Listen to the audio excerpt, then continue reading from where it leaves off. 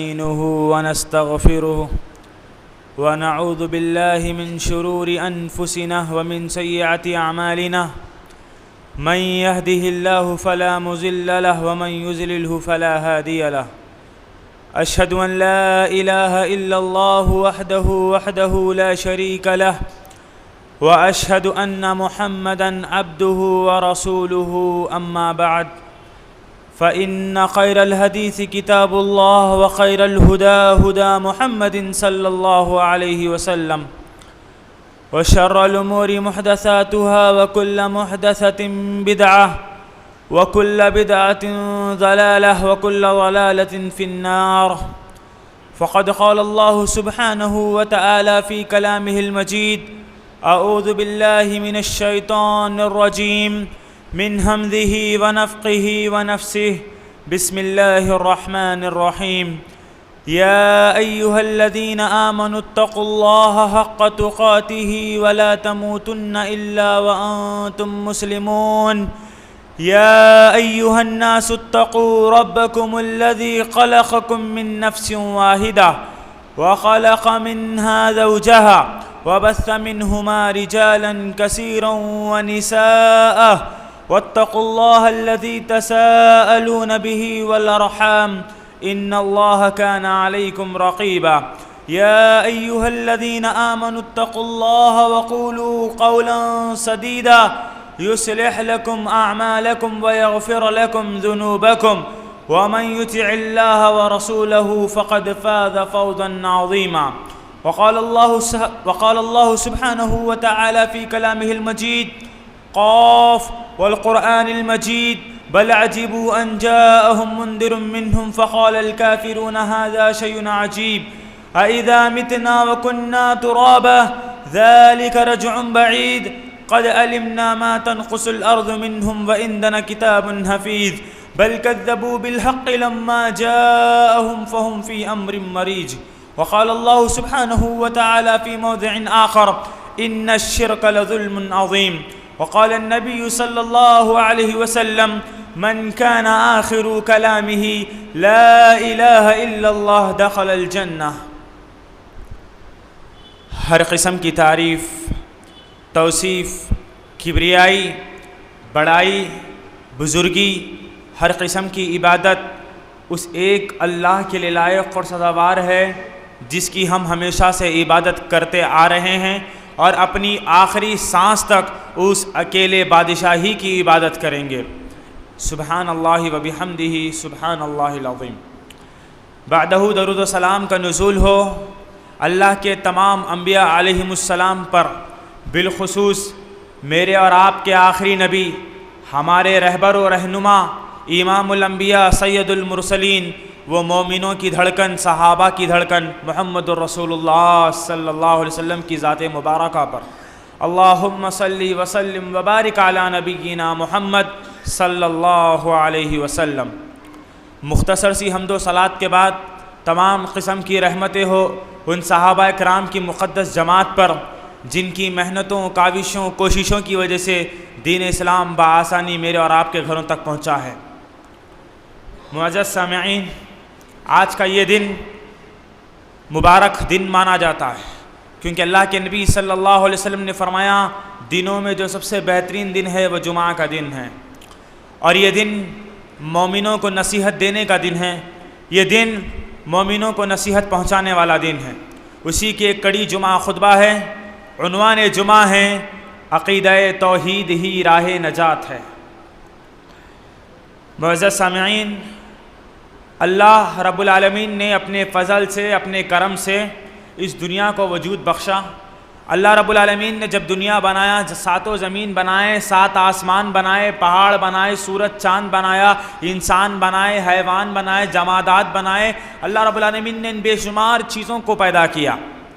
اس دنیا کو پیدا کرنے سے 50,000 سال پہلے اللہ نے سب کی تقدیریں لکھ دی تھی، اور یہ دنیا بننے سے پہلے عالم ازل میں اللہ نے سارے انسانوں کی اور سارے جنات کی روحوں کو وہاں جمع کیا تھا۔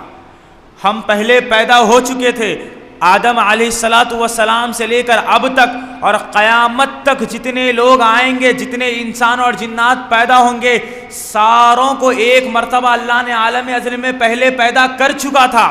اللہ رب العالمین پہلے ان کو پیدا کر چکا تھا، اور عالم ازل میں اللہ نے سارے انسانوں سے، میں بھی اس مجلس میں موجود تھا، آپ بھی اس مجلس میں موجود تھے، قیامت تک آنے والے سارے لوگ اس مجلس میں موجود تھے، اور اللہ نے سارے انسانوں سے، سارے جنات سے عالم ازل میں دنیا بننے سے 50,000 سال پہلے اللہ نے سوال کیا تھا، الستو بربکم، بتاؤ کیا میں تمہارا رب نہیں ہوں؟ اللہ نے سوال کیا تھا، سارے لوگوں نے ایک جواب دیا تھا، سارے جنات نے، سارے انسانوں نے اپنے پروردگار کی طرف دیکھ کر یہ جواب دیا تھا، قالوا بلا شہیدنا، کیوں نہیں ہمارے پروردگار، تو ہی ہمارا معبود حقیقی ہے، تو ہی ہمارا مددگار ہے، تو ہی ہمارا پالنہار ہے۔ اللہ رب العالمین سے ہم نے وعدہ کیا ہے، اللہ نے ہم سے وعدہ لیا ہے، زمین اور آسمان اس بات کے گواہ ہے، آدم علیہ السلام اس بات کا گواہ ہے، خود اللہ اس بات کا گواہ ہے، ہماری جان اس بات کی گواہ ہے کہ ہم نے عالم ازل میں اپنے پروردگار سے وعدہ کیا ہے کہ اے اللہ، جب ہم دنیا میں جائیں گے تیری توحید پر باقی رہیں گے، تجھے ہی اپنا رب مانیں گے، تیری ہی عبادت کریں گے، کیونکہ آج ہم وعدہ کرتے ہیں اس عالم ازل کے اندر کہ تو ہمارا رب ہے۔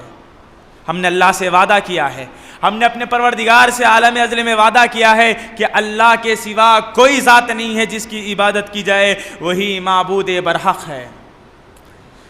ایک مسلمان کب بنتا ہے؟ ایک مسلمان اس وقت مسلمان بنتا ہے جب وہ کلمہ توحید کا اقرار کرتا ہے۔ جب تک بندہ اپنی زبان سے کلمہ توحید کا اقرار نہیں کرتا، وہ اس وقت تک اسلام کے اندر داخل نہیں ہو سکتا۔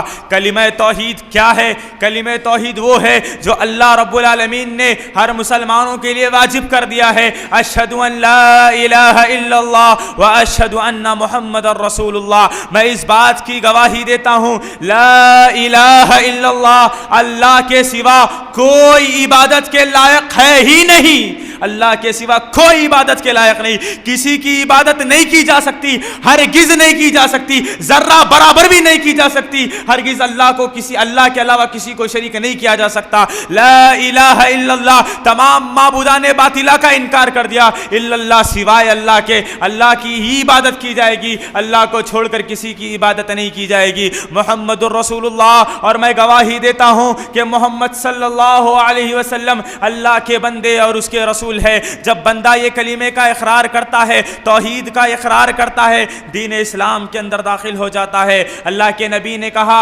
افضل الذکر لا الہ الا اللہ، ذکر میں، اللہ کے اذکار میں سب سے بہترین ذکر لا الہ الا اللہ ہے۔ لا الہ الا اللہ کا مطلب کیا ہے؟ اللہ کے سوا کوئی معبود برحق نہیں، محمد اللہ کے رسول ہے۔ ہم ہر دن پڑھتے ہیں، ہر لمحہ پڑھتے ہیں، دعاؤں میں پڑھتے ہیں، اپنے بچوں کو پڑھاتے ہیں، ایک استاد اپنے شاگرد کو پڑھاتا ہے لا الہ الا اللہ، لیکن ضرورت اس بات کی ہے کہ صرف لا الہ الا اللہ زبان سے پڑھ دینے سے اس کا حق ادا نہیں ہوتا، زبان سے پڑھ دینے سے اس کا حق ادا نہیں ہوتا، بلکہ لا الہ الا اللہ کے مطابق اپنی زندگی گزارنا پڑے گا۔ جب تک بندہ لا الہ الا اللہ کی شرطوں کے مطابق اپنی زندگی نہیں گزار سکتا تو وہ جنت میں داخل نہیں ہو سکتا، کیونکہ جنت میں جانے کے لیے کلمہ توحید پر جمے رہنا انتہائی ضروری ہے، بغیر توحید کے جنت ممکن نہیں ہے۔ عقیدہ توحید ہی راہ نجات ہے، بغیر توحید کے نہ تو دنیا میں کامیابی ممکن ہے، نہ تو آخرت میں کامیابی ممکن ہے۔ جب بندہ اپنی زبان سے کہتا ہے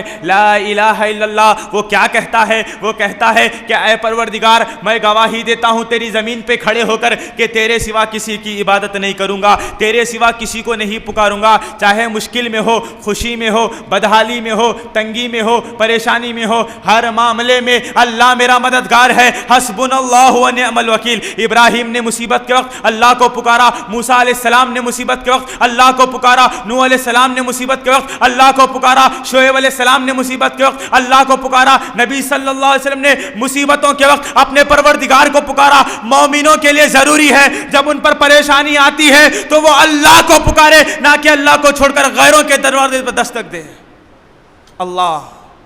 اللہ ہمارا مددگار ہے، اللہ ہماری مدد کے لیے کافی ہے، یہی توحید ہے۔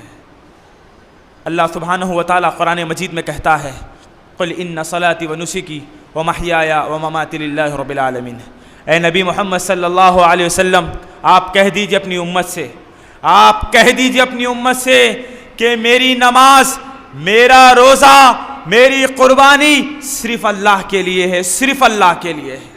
ہم جئیں گے تو اللہ کے لیے، مریں گے تو اللہ کے لیے۔ ہمارا جینا، ہمارا مرنا، ہمارا کھانا، ہمارا پینا، ہماری روزے، ہمارے نماز، ہمارے صدقات، ہماری عبادتیں، ہمارا خشوع، ہمارا اخلاص، ہمارا ایمان، سب کچھ اللہ کے لیے ہے۔ ہم جو بھی کرتے ہیں اپنے اللہ کو راضی کرنے کے لیے کرتے ہیں، اللہ کی رضامندی کے لیے کرتے ہیں۔ توحید، دین اسلام کے مسلمانوں پر اللہ کا یہ بہت بڑا احسان ہے کہ اس نے تم کو توحید جیسی نعمت سے مالا مال کر دیا۔ توحید سب سے بڑی نعمت ہے میرے دوستوں۔ توحید جس کو مل گئی، سمجھو کہ اس کو اللہ کی رضا حاصل ہو گئی۔ توحید کیا ہے؟ ایک اللہ کی عبادت کرنا، نبی صلی اللہ علیہ وسلم کے طریقے پر کرنا، یہ توحید ہے۔ عالم عدل میں جب اللہ صلی اللہ علیہ وسلم نے وعدہ کیا تھا دنیا میں آئے اور اللہ کے اس توحید کے وعدے کو بھول گئے۔ کتنے ایسے مسلمان ہیں جنہوں نے اپنی زندگی کو محض کھیل اور تماشا بنا لیا۔ ہم نے عالم ازل میں اللہ سے وعدہ کیا تھا کہ اللہ دنیا میں جانے کے بعد تیری توحید کو نہیں بھلائیں گے، تیری ہی عبادت کریں گے، ہم نے وعدہ کیا تھا۔ لیکن جب بندے دنیا میں آئے، دنیا میں آنے کے بعد وہ اللہ کی توحید کو بھول گئے، ایک اللہ سے جو وعدہ کیا تھا اس وعدے کو بھول گئے اور اللہ کو چھوڑ کر غیروں کے دروازوں پر دستک دینے لگے، دنیا کے فقیروں کو دنیا کا بادشاہ سمجھنے لگے، چند پیسوں کے لیے لوگوں کے آگے جھکنا شروع کر دیا، اپنے دین کو محض کھیل تماشا اور کاروبار بنا لیا۔ نعوذ باللہ من ذالک، وہ سجدہ جو اللہ کے لیے کیا جاتا تھا آج مزاروں پر، درگاہوں پر، غیروں کے دستروں پر جھکائے جا رہے ہیں۔ ایک اللہ کی توحید کو چھوڑ کر لوگ کہاں کہاں در بدر بھٹک رہے ہیں، غیروں کی قسم کھا رہے ہیں، غیروں کے نام پر چڑھاوے چڑھا رہے ہیں، غیروں کو مشکل کشا سمجھ رہے ہیں، غیروں کو حاجت روا سمجھ رہے ہیں، غیروں کی عبادتیں کر رہے ہیں، غیروں کے لیے نذر و نیاز کر رہے ہیں، اپنے سروں کو غیروں کے آگے جھکا رہے ہیں، بدعت و خرافات کے دلدل میں ڈوبتے جا رہے ہیں۔ جبکہ معاملہ تو یہ تھا کہ تم نے یہ وعدہ کیا تھا اللہ سے کہ اللہ ہر قسم کی عبادت کو تیرے لیے کریں گے، مگر دنیا میں آنے کے بعد اللہ کو دھوکہ دینا شروع کر دیا، اللہ کے ساتھ دغا بازی کر دی، اللہ سے ساتھ بے وفائی کی، اور ایک اللہ کو چھوڑ کر غیروں کو عبادت کرنے لگے، غیروں کو پوچھنے لگے، غیروں سے مدد مانگنے لگے۔ اے مومنو، کیا تمہارے دل میں اللہ کا خوف نہیں کہ تم اللہ کے خوف سے بے نیاز ہو گئے، اس رب سے بے نیاز ہو گئے جو سارے جہاں کا بادشاہ ہے؟ اللہ سے ڈرو، توحید پر آ جاؤ، اپنے اولاد کو توحید کی تعلیم دو۔ یاد رکھنا یہ توحید اللہ کی نعمت ہے، اس نعمت کو دبا کر اگر شرک کے اندر مبتلا ہو گئے تو یاد رکھنا اس سے بڑا ظلم کچھ نہیں ہو سکتا کہ تمہیں اللہ رب العالمین دنیا میں بھی رسوا کر دے اور آخرت میں تمہارے لیے جہنم میسر کر دے۔ ایک اللہ کی عبادت دنیا میں آنے کا مقصد ہے۔ اللہ رب العالمین کہتا ہے وَمَا خَلَقْتُ الْجِنَّ وَالْإِنسَ إِلَّا لِيَعْبُدُونَ، میں نے جنات کو اور انسانوں کو بس اسی لیے پیدا کیا تاکہ وہ صرف میری عبادت کرے، میری عبادت کرے، اللہ کو چھوڑ کر کسی اور کی عبادت نہیں کی جا سکتی۔ کیوں ہم اللہ کو چھوڑ کر غیروں کی عبادت کر رہے ہیں؟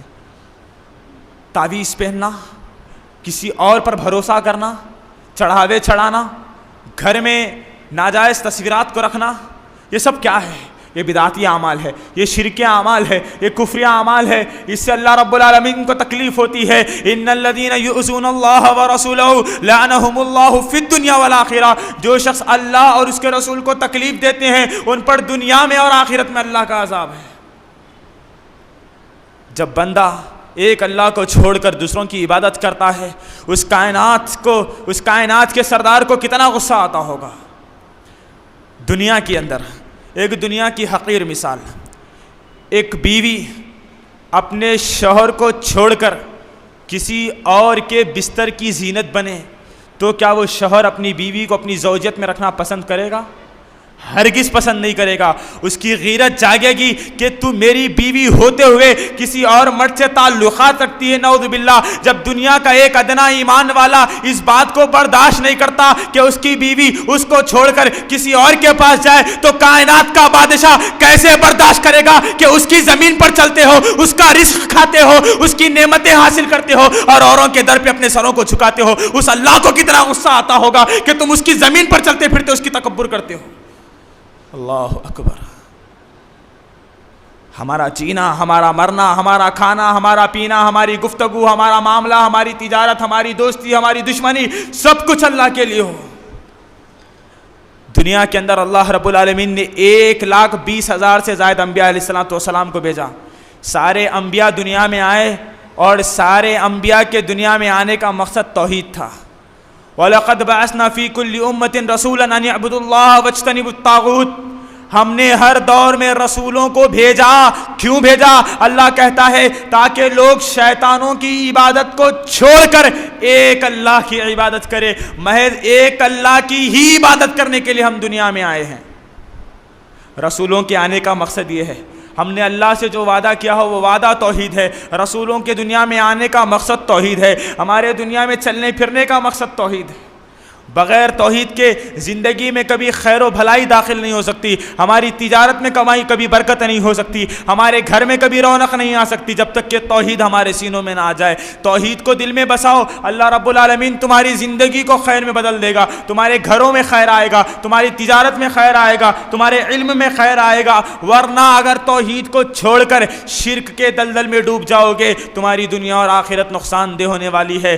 توحید جہاں سب سے بڑی نعمت ہے, اس کے بالمقابل شرک ایک بدترین جرم ہے. شرک کسے کہتے ہیں؟ ایک اللہ کو چھوڑ کر جو کام اللہ کے لیے کیے جاتے ہیں اس اللہ کے ساتھ ساتھ کسی اور کے لیے ان کاموں کو بجا لانا. یہ سجدہ جو صرف اللہ کے لیے جائز ہے. ایک مسلمان جب اللہ کے سامنے جھکتا ہے فخر محسوس کرتا ہے کہ وہ کائنات کے بادشاہ کے سامنے جھک رہا ہے. یہ سجدہ جہاں صرف ایک اللہ کے سامنے جھکنا چاہیے تھا, اگر کوئی بندہ باہر نکلتا ہے کئی درگاہوں پر کسی کے دروازوں پر سر جھکاتا ہے, گویا کہ وہ اللہ کے ساتھ شرک کر رہا ہے. اللہ رب العالمین پہ بھروسہ کرنا ہر اہل ایمان کے لیے ضروری ہے, لیکن اگر کوئی تعویذ پہن کر کہے کہ تعویذ کے ذریعے مجھے شفا ملے گی, وہ اللہ کے ساتھ تعویذ کو ملا رہا ہے, یعنی شرک کا گناہ انجام دے رہا ہے. یاد رکھے گناہوں میں سب سے بدترین گناہ شرک ہے, اور شرک کی مذمت اللہ نے بیان فرمائی, رسول اللہ نے بیان فرمائی, ہر نبی نے بیان فرمائی, صحابہ نے بیان فرمائی, سلف صالحین نے بیان فرمائی. اللہ رب العالمین کے نزدیک گناہوں میں سب سے بدترین اگر کوئی گناہ ہے تو وہ شرک ہے. نبی صلی اللہ علیہ وسلم نے فرمایا اجتنبوا السبع الموبقات, 7 ہلاک کرنے والے گناہوں میں سے بچو. اللہ کے نبی نے سب سے پہلے گناہ کا تذکرہ کرتے ہوئے کہا الشرک, کہ تم شرک سے بچو, کیونکہ شرک انتہائی بدترین جرم ہے. شرک سب سے بڑا گناہ ہے, شرک انتہائی برا گناہ ہے, گناہوں کا سردار ہے. اللہ رب العالمین کو رائی کے دانے کے برابر بھی شرک پسند نہیں آتا. شرک کی سنگینی اور خطرناکی کا کیا عالم ہے. ایک واقعہ میں آپ کو سناتا چلو. محمد بن عبد الوہاب رحمہ اللہ وقت کے بہت بڑے عالم ہے, اپنے گھر سے نکلتے ہیں شاگردوں کو علم دین پہنچانے کے لیے. راستے میں ہیں, سفر پر ہے, اپنی منزل پر پہنچنا چاہتے ہیں. راستے میں دیکھتے ہیں کہ کچھ لوگ ایک اللہ کو چھوڑ کر غیروں کی عبادت کر رہے ہیں. محمد بن عبد الوہاب رحمہ اللہ ان لوگوں کے پاس جاتے ہیں, ان سے کہتے ہیں اے لوگو اللہ کی طرف آ جاؤ,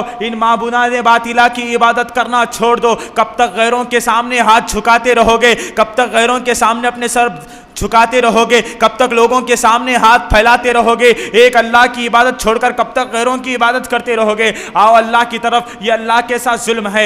امام محمد بن عبد الوہاب سمجھاتے رہے مگر لوگوں نے ان کی بات کو نہ مانا. آخر کار وہ اپنے شاگردوں کے پاس پہنچے. شاگرد کہنے لگے اے استاد محترم آپ نے آنے میں تاخیر کر دی. محمد بن عبد الوہاب رحمہ اللہ کہنے لگے میں اپنے گھر سے تمہیں پڑھانے کے لیے نکلا, لیکن میں دیکھتا ہوں کہ راستے میں کچھ لوگ شرک کر رہے تھے. انہیں توحید کی دعوت دینے میں مجھے وقت لگ گیا اس لیے میرے آنے میں تاخیر ہو گئی۔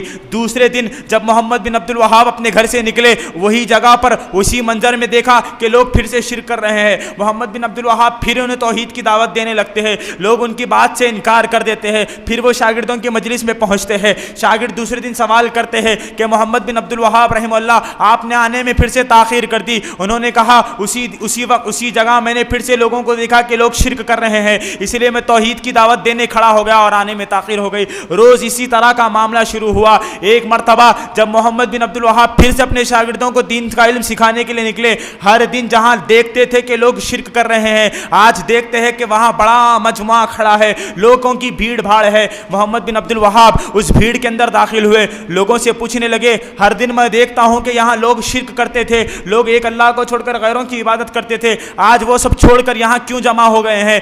لوگ کہنے لگے اے محمد بن عبد الوہاب رحمہ اللہ، آپ ہر دن ہم سے کہا کرتے تھے کہ شرک مت کرو، شرک مت کرو، ایک اللہ کو چھوڑ کر کسی اور کی عبادت مت کرو۔ آج دیکھو ایک لڑکے نے شرک سے بھی بڑا گناہ کر دیا ہے۔ محمد بن عبد الوہاب پوچھنے لگے آخر اس لڑکے نے کون سا گناہ انجام دیا ہے؟ لوگ کہنے لگے اس نے آج اپنی ماں کے ساتھ بدکاری کر لی، نعوذ باللہ، اپنی سگی ماں کے ساتھ اس نے بدکاری کر لی، یہ شرک سے بڑا جرم ہے۔ تو محمد بن عبد الوہاب کا جواب سنیے، اور مسجد میں بیٹھنے والے ہر ایمان والوں کے لیے محمد بن عبد الوہاب کا جواب ہمارے ایمان میں اضافہ کرے گا، اس لیے کہ شرک کی خطرناکی کیا ہوتی ہے۔ محمد بن عبد الوہاب کہتے ہیں اس لڑکے نے تو اپنی ماں کے ساتھ ایک مرتبہ بدکاری کی ہے، اگر یہ اپنی ماں کے ساتھ 70 مرتبہ بھی بدکاری کرتا تو اللہ اس گناہ کو معاف کر دیتا بالمقابل شرک کے، کیونکہ شرک کرنا یہ اپنی ماں کے ساتھ بدکاری کرنے سے بھی زیادہ بدترین گناہ ہے۔ اللہ اکبر۔ اللہ رب العالمین کو شرک اتنا ناپسند ہے کہ تم اپنے سر کو کسی اور کے سامنے جھکاؤ، ہاتھ جو اللہ کے سامنے اٹھانا چاہیے اوروں کے سامنے اٹھاؤ۔ یہ تعویذ گنڈے پہن کر جو تم اللہ کو دھوکہ دے رہے ہو، اپنے ایمان کو کمزور کر رہے ہو، غیروں پر بھروسہ کر رہے ہو، اللہ کی ذات پہ تمہیں بھروسہ نہیں ہے۔ شرک کی خطرناکی، ہر نماز میں ہم پڑھتے ہیں سورہ فاتحہ، ہر نماز میں سورہ فاتحہ پڑھی جاتی ہے، ایاک نعبد و ایاک نستعین، اے اللہ ہم تیری ہی عبادت کرتے ہیں اور تجھ سے ہی مدد طلب کرتے ہیں۔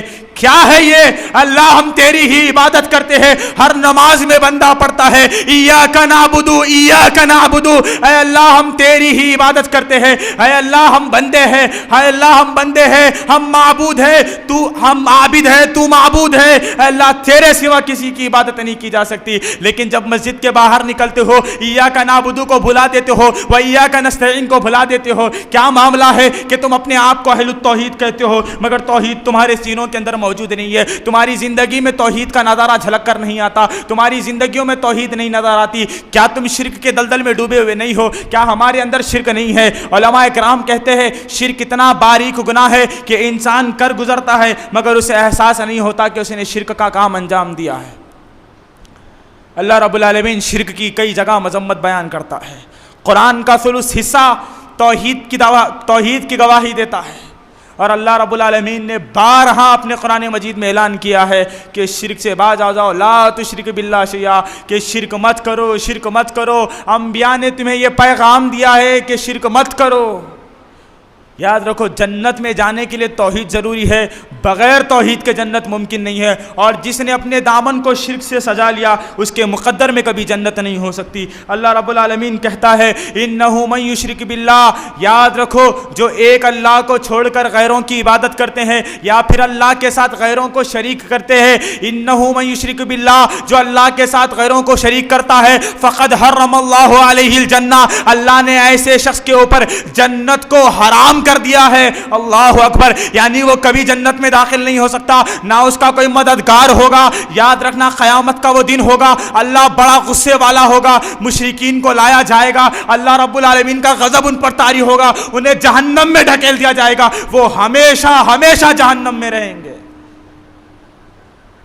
اپنے دامن کو شرک سے بچائیے، توحید سے سجائیے، ورنہ یاد رکھے جس نے اپنے دامن کو شرک سے سجا لیا، اللہ اکبر، وہ دنیا کا سب سے بڑا ظالم ہو گیا۔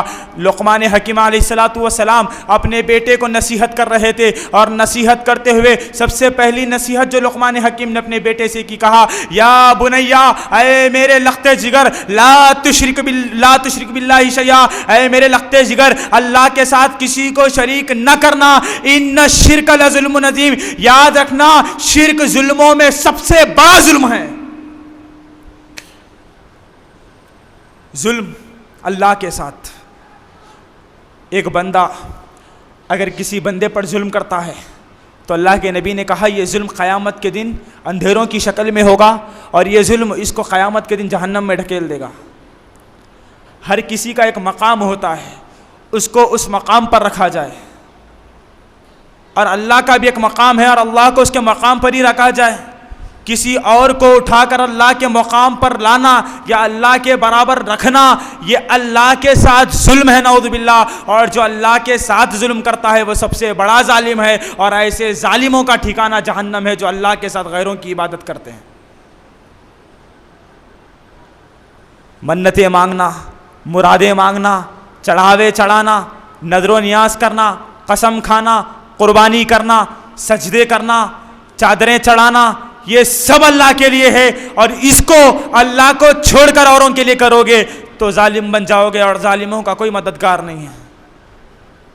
اللہ رب العالمین قرآن مجید میں اور نبی محمد صلی اللہ علیہ وسلم احادیث مبارکہ میں بارہا اپنی امت کو توحید کا درس دیتے رہے، توحید کی طرف بلاتے رہے۔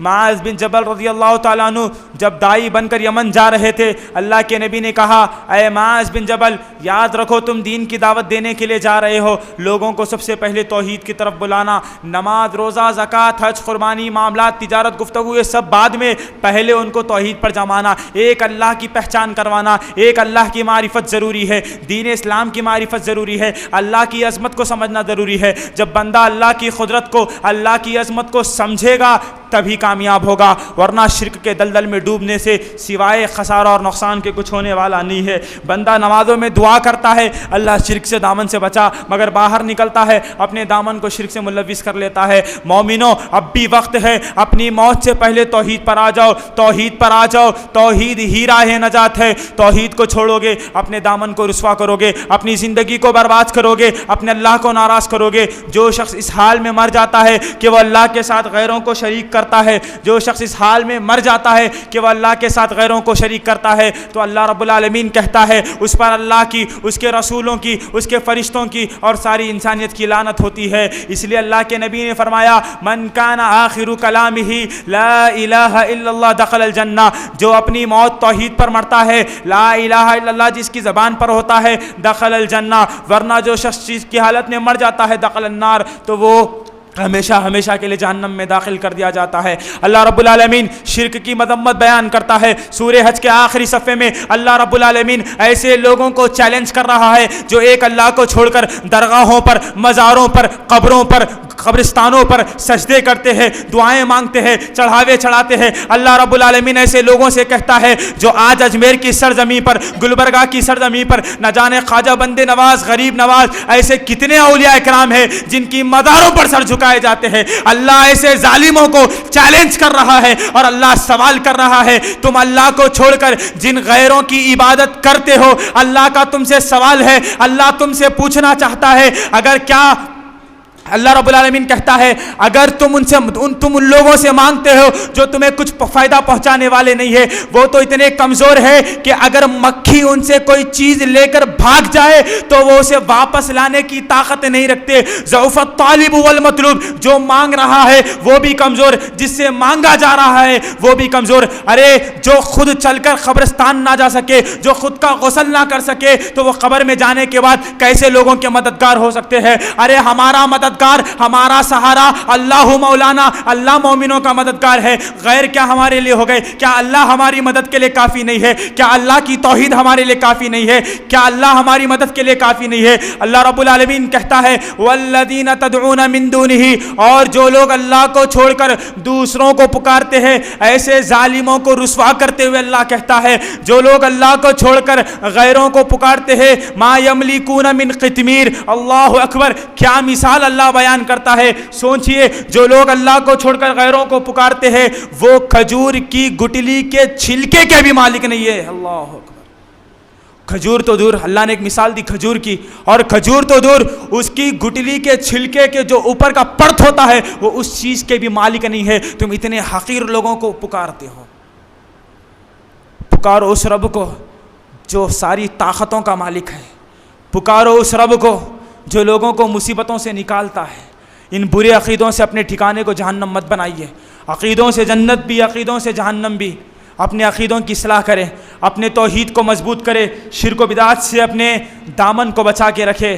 اللہ کے نبی صلی اللہ علیہ وسلم کو جب معراج کرائی گئی، معراج کے سفر پہ جب آپ نے اللہ سے گفتگو کی، اللہ رب العالمین نے ایک بہترین انعام اس امت محمدیہ کے نام کیا ہے۔ اللہ نے ایک تحفہ دیا ہے۔ اللہ رب العالمین نے محمد رسول اللہ صلی اللہ علیہ وسلم سے کہا، اے اللہ کے رسول صلی اللہ علیہ وسلم، آج اللہ معراج کے سفر پر آپ کو ایک تحفہ دیتا ہے۔ اللہ کے نبی نے پوچھا کیا تحفہ ہے؟ اللہ کہتا ہے اے نبی صلی اللہ علیہ وسلم، اللہ کا وعدہ ہے، اللہ اپنے وعدے سے کبھی مکرنے والا نہیں، اللہ کا وعدہ ہے اللہ تمہاری امت کے ان لوگوں کو ضرور ضرور جنت میں داخل کرے گا جن کا انتقال توحید پر ہوگا۔ اللہ نے موحدین سے مغفرت کا وعدہ کر دیا ہے، یعنی دنیا میں توحید پر قائم رہو گے، اللہ نے وعدہ کیا ہے تم کو وہ جنت میں داخل کرے گا۔ انس بن مالک رضی اللہ تعالیٰ عنہ کہتے ہیں اللہ کے حبیب صلی اللہ علیہ وسلم نے فرمایا، اللہ رب العالمین کہتا ہے ایک بندہ اللہ کے پاس آئے اس حال میں کہ وہ زمین سے لے کر آسمان بھر کے گناہ اس کے پاس موجود ہو،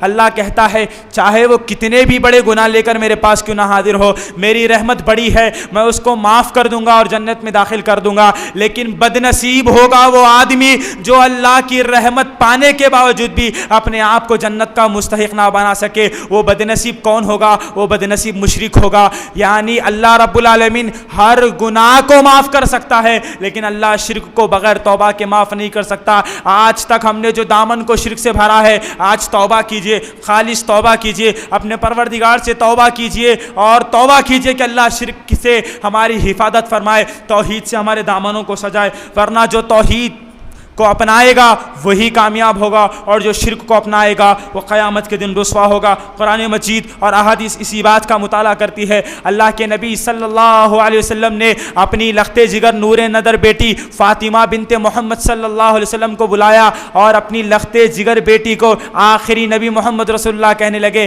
اے میری بیٹی فاطمہ، جو کچھ مانگنا ہے مجھ سے مانگ لے، دنیا میں میں تجھے دے دوں گا، لیکن قیامت کے دن یہ مت سوچنا کہ تیرا نبی محمد نبی ہے وہ بچا لیا تو بچا لی جائے گی، ہرگز نہیں، قیامت کے دن میں تیرے کچھ کام آنے والا نہیں ہوں۔ اے فاطمہ تو سن لے، تیرا نبی محمد گرچہ نبی ہے لیکن قیامت کے دن میں تیری حفاظت نہیں کر پاؤں گا۔ اے فاطمہ جو مانگنا ہے دنیا میں مانگ لے۔ اللہ اکبر، اللہ کے نبی کائنات کے آخری سردار، سارے اولیاء سے بہتر محمد رسول اللہ ہے اور اپنی بیٹی کو کہہ رہے ہیں، اپنی لخت جگر کو کہہ رہے ہیں، اے فاطمہ جو مانگنا ہے دنیا میں مجھ سے مانگ لے، قیامت کے دن میں تیرے کچھ کام آنے والا نہیں۔ اور یہ لوگ جو ظلم کرتے ہیں اللہ کے ساتھ کہتے ہیں بھر دے جھولی میری یا محمد، نعوذ باللہ، محمد صلی اللہ علیہ وسلم جھولی نہیں بھر سکتے، بھرنے والی ذات تو اللہ کی ذات ہے۔ اللہ کے نبی اپنی بیٹی سے کہہ رہے ہیں جو مانگنا ہے دنیا میں مانگ لے، قیامت کے دن محمد کام آنے والا نہیں۔ اے غوث کا دامن پکڑنے والوں، کیا غوث اعظم نبی صلی اللہ علیہ وسلم بہتر ہے یا غوث اعظم بہتر ہے؟ غوث اعظم سے بہتر میرا نبی ہے اور میرا نبی اپنی بیٹی سے کہتا ہے قیامت کے دن کچھ دینے والا نہیں ہوں، اور غوث اعظم کہاں سے دیں گے؟ اللہ اکبر، یہ توحید کے بالمقابل شرک کی ہے اور یہ شرک کی مذمت کرتا ہے اللہ رب العالمین، رسول اللہ مذمت کرتے ہیں شرک کی۔ قرآن مجید کا تم انکار کرتے ہو اور شرک کے دلدل میں ڈوبتے چلے جاتے ہو۔ صرف اللہ کے ساتھ غیروں کو شریک کرنا شرک نہیں ہوتا بلکہ برے عقیدے بھی شرک بن جاتے ہیں۔ جہاں اللہ رب العالمین کے متعلق مومنوں کا یہ عقیدہ ہونا چاہیے کہ اللہ عالم الغیب ہے، غیب کی ساری باتیں صرف اللہ جانتا ہے، یہ ایمان ہونا چاہیے، لیکن مسلمانوں میں رہنے والا کچھ ایک طبقہ ایسا بھی ہے جو رسول اللہ کو عالم الغیب سمجھتا ہے، جبکہ قرآن مجید کہتا ہے عالم الغیب والشہادہ هو الرحمن الرحیم۔ ارے عالم الغیب تو رحمان اور رحیم ہے، غیب کا مالک تو صرف اللہ ہے۔ قرآن مجید کہتا ہے اللہ کو علم غیب ہے، اور مسلمانوں کا طبقہ کہتا ہے کہ رسول اللہ عالم الغیب ہے۔ قرآن مجید کہتا ہے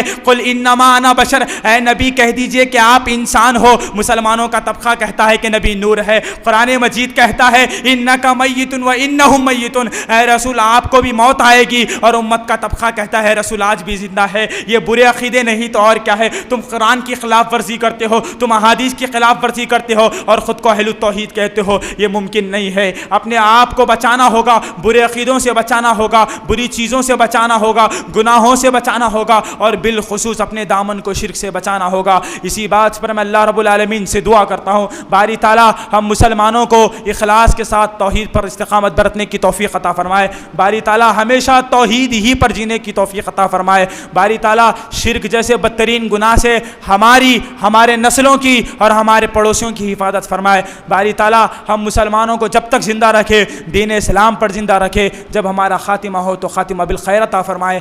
آمین وآخر دعوانا الحمد للہ رب العالمین۔